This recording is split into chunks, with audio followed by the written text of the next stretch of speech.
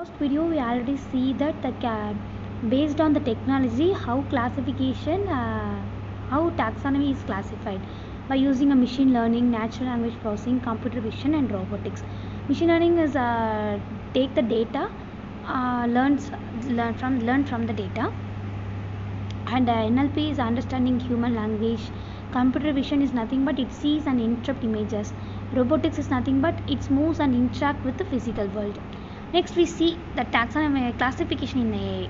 Okay, what is classification in AI? Did you know what is classification? Classification is nothing but is a type of supervised learning in artificial intelligence, where the goal is assigns input data into predefined categories or classes, and it involves training a model on labeled data, so it can learn and predict the correct category for new and that is unseen data. For example, we take an email spam filter. It uses classification to decide whether email is spam or not spam. Based on the patterns like keywords and sender address, the model learns the patterns from the training dataset and applies them to future emails. For example, some common classification algorithm include decision tree, k nearest neighbor, and support vector machine, naive bayes, neural network. These are the things. In real life, classification is used in medical diagnosis, face recognition, credit scoring.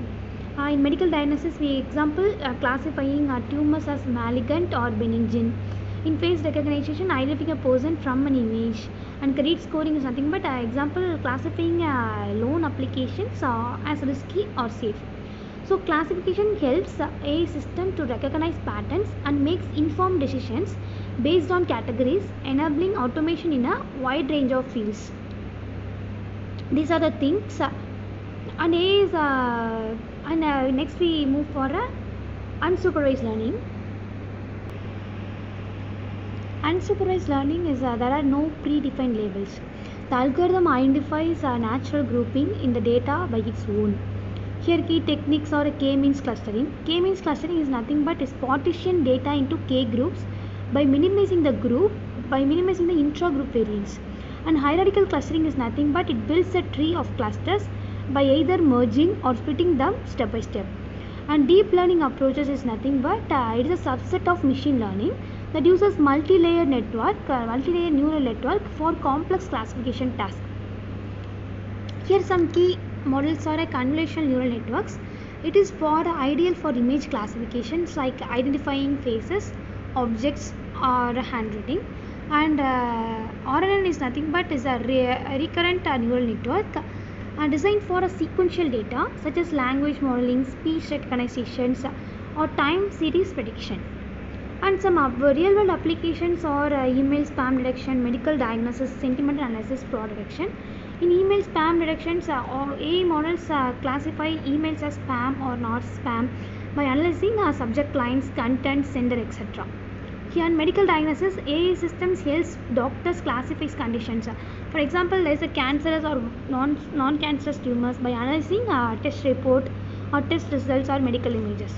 And sentiment analysis means it is used in marketing and customer feedback to classify text as positive, negative or neutral.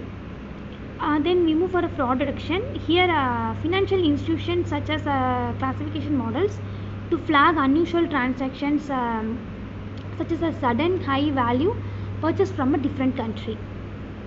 These techniques and applications how classification enables to make informed intelligent decisions across the industries.